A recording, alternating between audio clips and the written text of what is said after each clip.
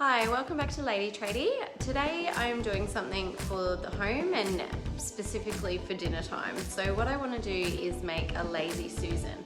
We love our tacos here, and with 3 kids and myself, we're always reaching over each other to get to all the ingredients.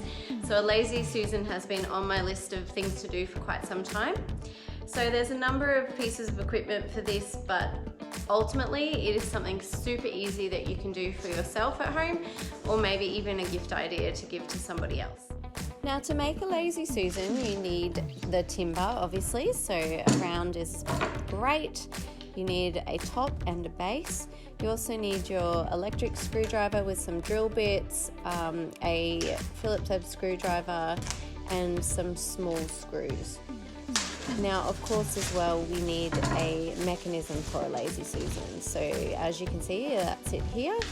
And hardware stores will have a different range of these products.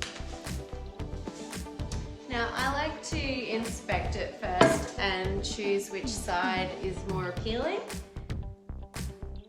Sometimes there's faults in the timber or scratches, so I'm going to go this side facing up. Now I've got 2 that are the same. One's for the base and one is for the top.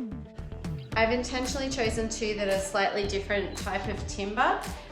This is a more red grain, whereas this is a more pine colored grain. I've done this on purpose because I can use it reversibly then. So if I want to use the more red grain, I can put that facing up, and if I want the more natural grain, I can put that facing up. Okay, so I'm going to get my mechanism that fits in the middle. You need some quite small screws, so I've just got a variety of small screws here. I'll just select the best one to fit. Just make sure that the length of the screw is not longer than the width of your timber. Okay, you don't want to screw it in and have any tips poking out the other side. I also want to make sure that it's central, so I'm going to get my measuring tape and rule across the diameter this way as well as that way and find the exact center point. We don't want to have it lopsided and then rotating really strangely.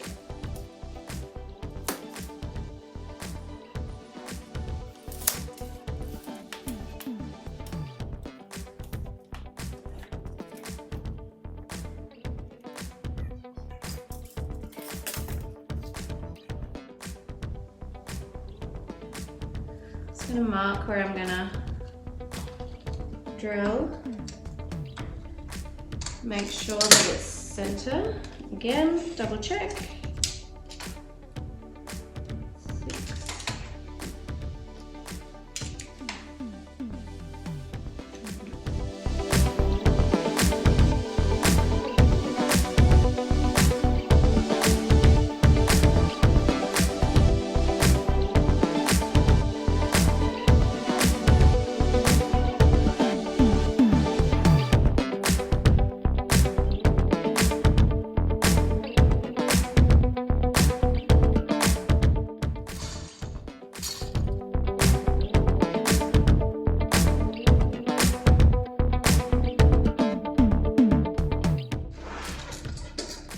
So that is the base.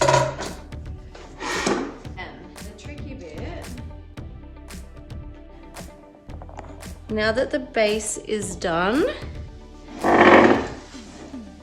we need to mark a hole that lines up with one of these.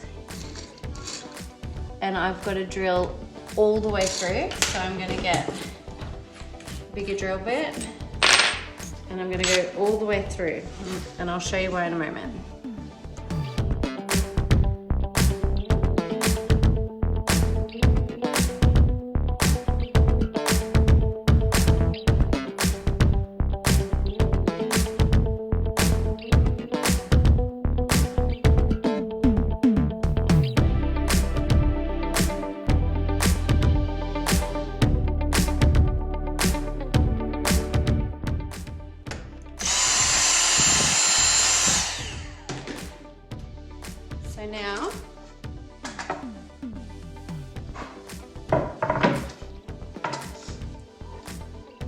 line these up.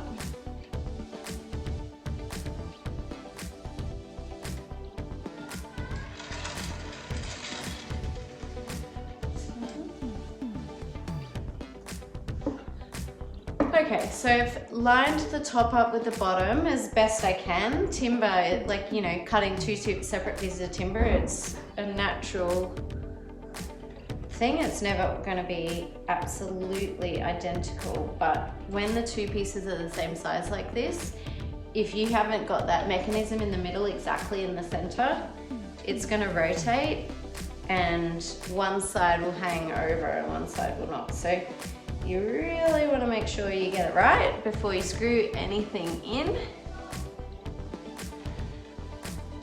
Okay, so now when I'm spinning them, they're even all the way around.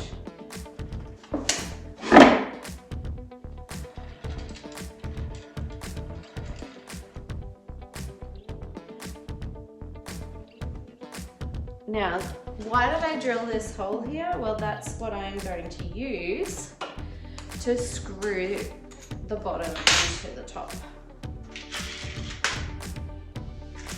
So this is probably the trickiest part.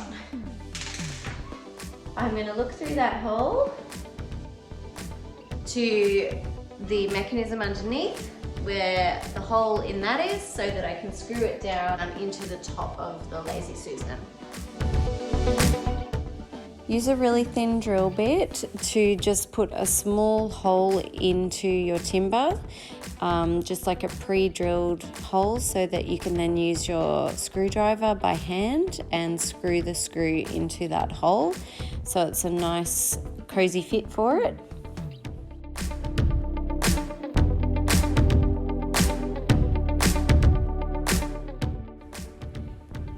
Then once you've got that first one in, line up the top with the base and then rotate the hole around until the next position and do the same procedure. So using a thin drill bit, pre-drill a hole. Once you've pre-drilled that hole, you can screw your screw in by hand, and then keep moving around until all four are complete.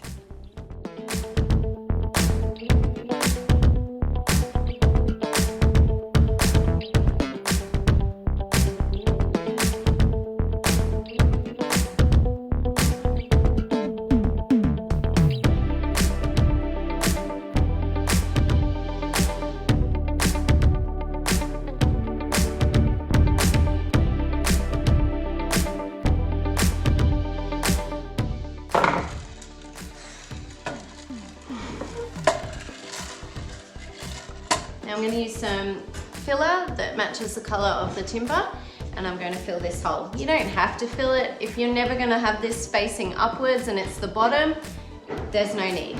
But I'm going to give it a go and fill it up.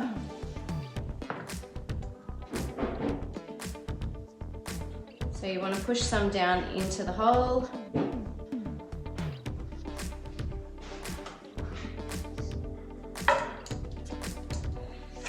And then scrape it so it's smooth. Now obviously, as this dries, it will probably swell or sink, you just don't know, and it sometimes depends on the weather.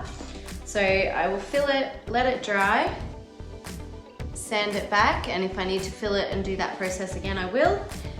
If I don't, then I'll just sand it off, and then I'm ready to varnish this or oil it or whatever finishing you prefer.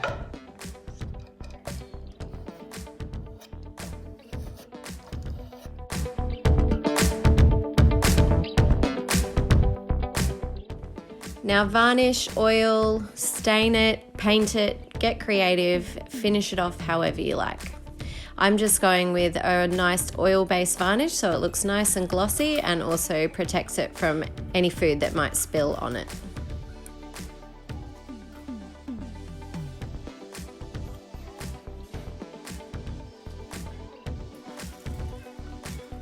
Okay, my tips after doing that and reflecting on a few things.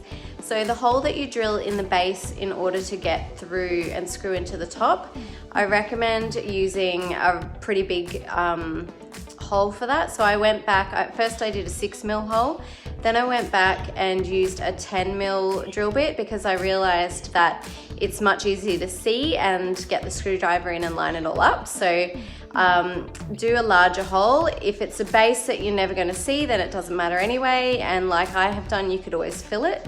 The thing I recommend is using a base that is smaller than the top. Again, I always use materials that are readily available, and in this case that was using 2 round pieces that were pre-cut at the hardware store, and they were both the same size. If you have smaller ones available, I would recommend using a slightly smaller one for the base. That way you don't have to worry so much if the top and the bottom aren't perfectly in sync and perfectly lined up. I spent a lot of time adjusting and readjusting so that the top and the base were perfectly sandwiched on top of each other, so that when it spun, it never went out of alignment. So if the base is smaller, you don't have that problem. It can spin and nobody will notice if it's perfectly lined up or not.